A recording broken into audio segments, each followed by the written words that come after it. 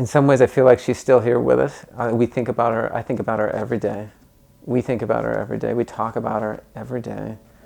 And that is a good thing. And it's a hard thing though, because even though we talk as if she's here, she's not. But I think it honors her that she's still a part of our family like that. Well, Naomi was beautiful and our precious daughter, and it was so unexpected to lose her. It's a type of, it's hard to explain. I think unless you've been there as a parent, you really can't describe it in words that are deep enough. It's just a level of grieving and sadness that's so heavy, it feels like you're suffocating. I remember having to tell our kids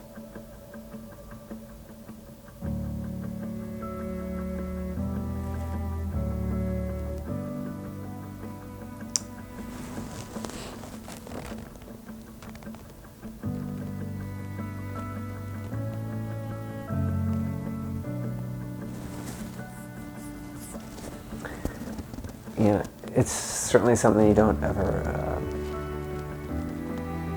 prepare for, or can prepare for. And how do you tell a 5-year-old that their little sister is gone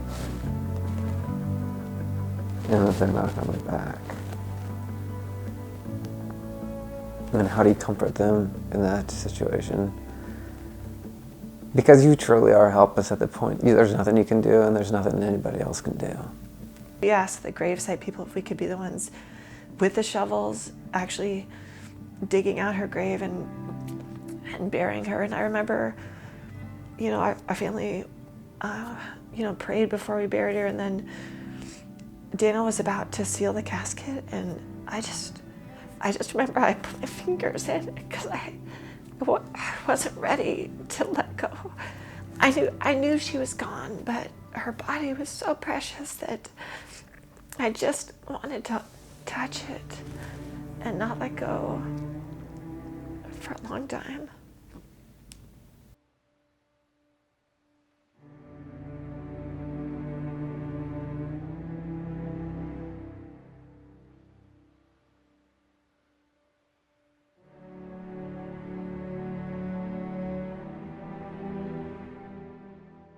I remember the day distinctly when Noah was diagnosed. It was June 7th, and it was hot.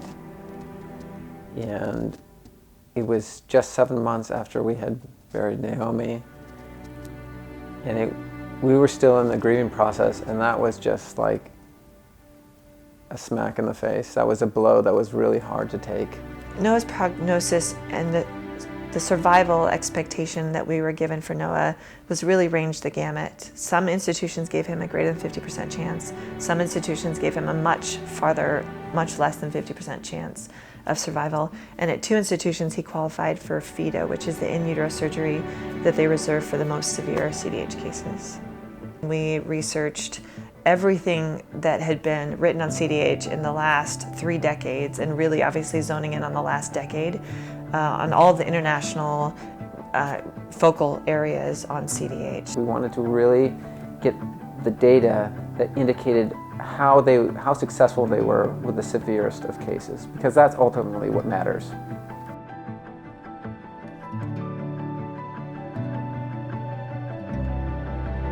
So, well, initially when we were looking at all the data, we did notice Dr. K's data, but we really felt like he was such a statistical outlier that his numbers were just too good to be true, to be honest. And we felt like either he's really, found the secret sauce of dealing with CDH, or he's selling snake oil. I mean, he is really doing his data. There must be some fudging of the numbers in his data. And so that's part of the reason to be honest, we didn't look into Dr. K's at first.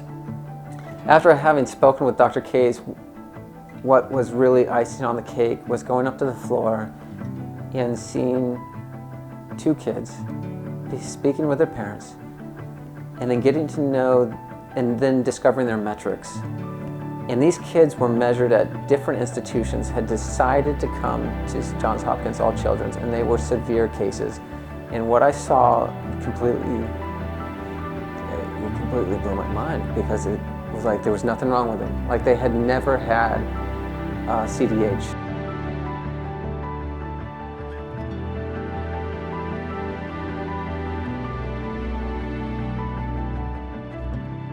Something that Shannon and I wanted to be intentional about, especially after having lost Naomi, was to be grateful for every day that we had Noah.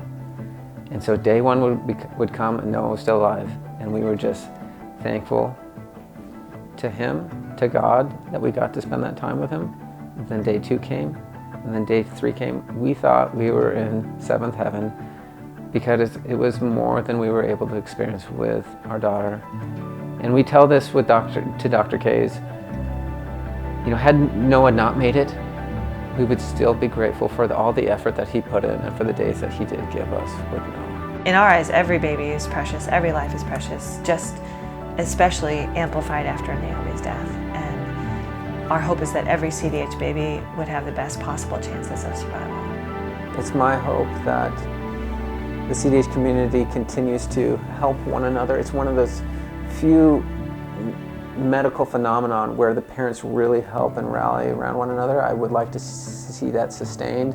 I would also like to see the medical community continue to share information diligently, because it is a very, very tragic condition that takes a lot of lives every year. And I would really like to let those that have lost a child to know that you're not alone, and that others have lost a child too.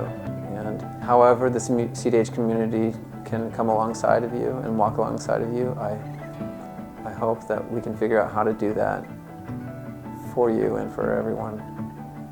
So my name is Shannon Clark. I have 4 kids with me right now, and they are just a joy. My name is Daniel, and I live in Linden, Washington. I have 4 children, Lincoln, Johanna, McKenna, and Noah, our CDH tiny hero. And I have 1 child that has passed recently, named Naomi.